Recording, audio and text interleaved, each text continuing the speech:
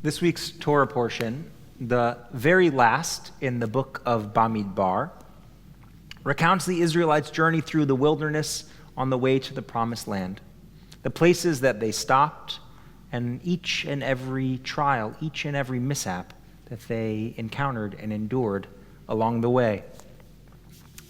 But what I'd like to focus on this Shabbat is actually a remarkable episode near the end of last week's parashah.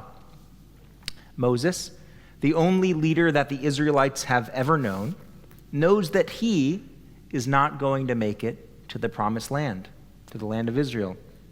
He sees his own mortality in front of him, and he takes the remarkable and the quite rare step of asking God to appoint a new leader in his place. He says, and I'm quoting, "Let Adonai, the source of the breath of all flesh, appoint someone over the community who shall go out before them and come in before them, who shall take them out and bring them in, so that God's community may not be like sheep that have no shepherd."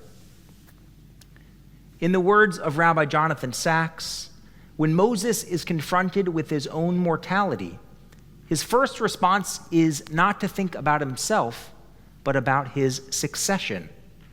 That, Rabbi Sacks says, is the mark of a true leader.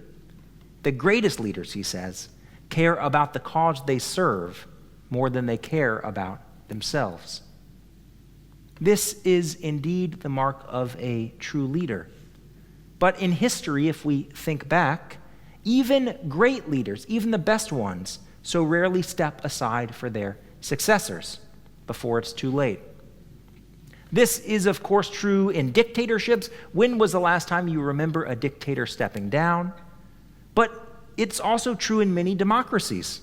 Winston Churchill, who bravely led Britain through the Blitz and the Second World War, lost power in 1945 as his party suffered a landslide defeat just after the war.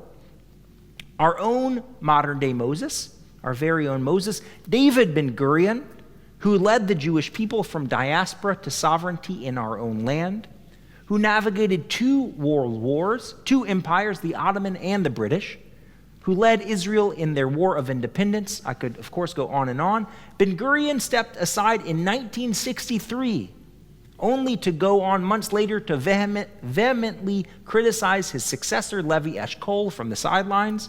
He then formed a splinter party and won fewer and fewer seats in successive elections until finally leaving the Knesset one final time in 1970 and living out his years in near solitude in his desert home.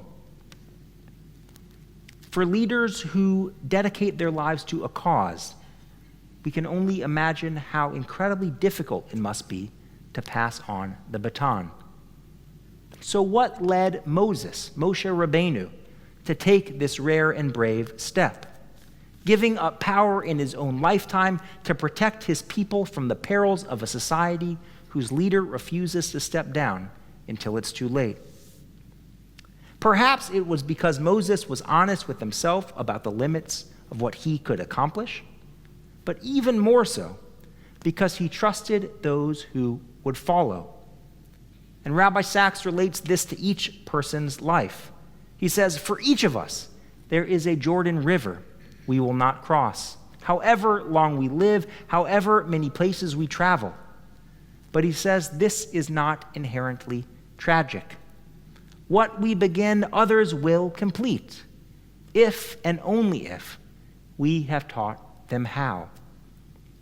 Though most of us in this room will never lead a nation, we are all inherently teachers, training our family, our colleagues, our friends through the example that we set with our actions. We convey our values, we convey what we think makes life worth living, how we think we can best impact the world around us.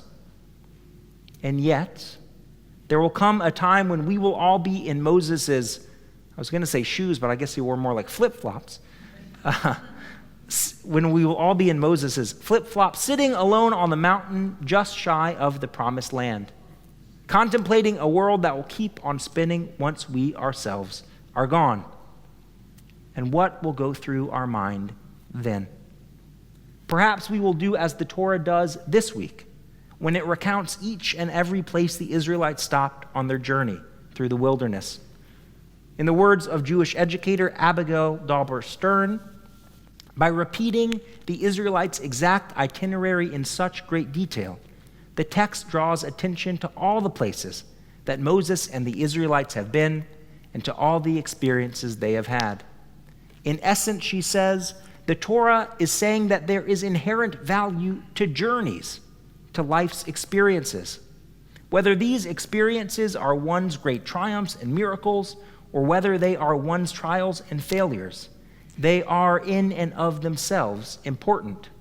For every individual, for every family, and every nation, our collected experiences create who we are and what is meaningful to us.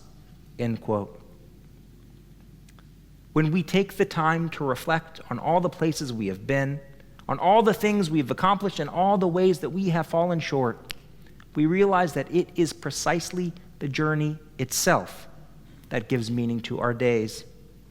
Perhaps that is what led Moses to conclude that he had done enough, that he was ready to pass the torch on to Joshua. In the classic words of Rabbi Tarfon from Pirkei Avot, Lo alecha hamlacha ligmor, velo ata ben chorin levatel mimena. It is not your duty to finish the work, but neither are you free to desist from it. As we say each time we close a book of the Torah, Chazak, Chazak, Venit Chazek, may we be strong, may we be strong, may we strengthen one another. Shabbat Shalom.